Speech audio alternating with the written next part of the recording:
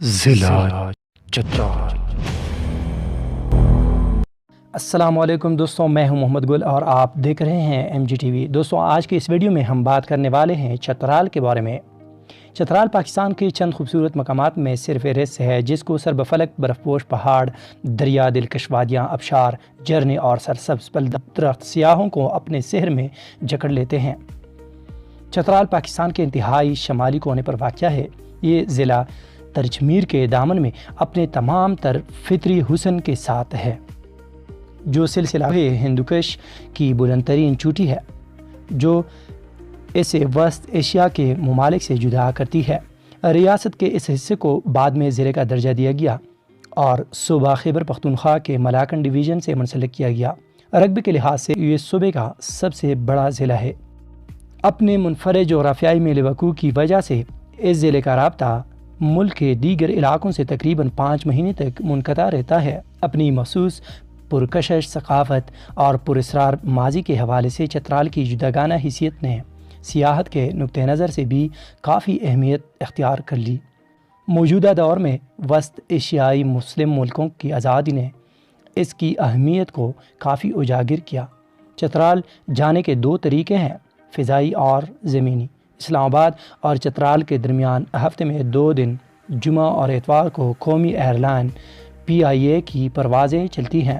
اسی طرح پشاور سے بھی جمعہ اور اتوار کو چترال پروازیں چلتی ہیں۔ اس کے علاوہ سڑک کے راستے بھی سیاح اور مقامی لوگ چترال جاتے ہیں۔ اسلام آباد سے چترال کا فاصلہ 437 کلومیٹر ہے اور 5.5 گھنٹے لگتے ہیں۔ سفر کے دوران اسلام آباد سے روانہ ہو تو موٹر وے پر چلتے ہوئے پہلے پشاور آتا ہے، پھر ملاکن سے گزرتے ہوئے چترال پہنچتے ہیں۔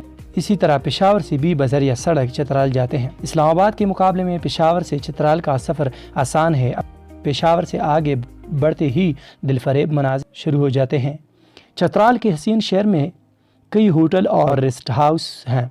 ان کے علاوہ TDC کا ہوٹل بھی ہے، جہاں ہر طرح کی سہولت میسر ہے۔ یوں تو پورا چترال ہی فطری حسن سے مالامال ہے، لیکن ان میں ترجمیر کی چوٹی قابل ذکر ہے۔ یہ ہندوکش پہاڑی سلسلہ کی بلند ترین چوٹی ہے اور سطح سمندر سے 25,000 فٹ سے زائد بلند ہے۔ چترال کی سیر کے دوران اس چوٹی کو سر کرنے کی ضرورت نہیں، بلکہ وہاں سے طلوع و غروب آفتاب کے مناظر دیکھنے والوں کو اپنے سیر میں جکڑ لیتے ہیں۔ ہر علاقے کے منفرد ثقافت اور تاریخ ہوتی ہے اور اسے مختلف صورتوں میں محفوظ کیا جاتا ہے۔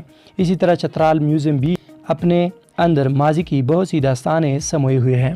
اسے 8 جولائی 2010 کو تعمیر کیا گیا تھا اور اس کے قیام کی بنیادی مقصد سیاحوں کو علاقے کے ثقافتی ورثے سے روشناس کرانا تھا۔ علاقے کی شاہی مسجد فن تعمیر کا ایک شاہکار ہے۔ اسے علاقے کے حکمران شجاع الملک نے 1924 میں کرایا تھا۔ ضلع چترال میں سب سے مشہور وادی کیلاش ہے۔ یہ وادی چترال سے 34 کلومیٹر دور جنوب میں واقع ہے۔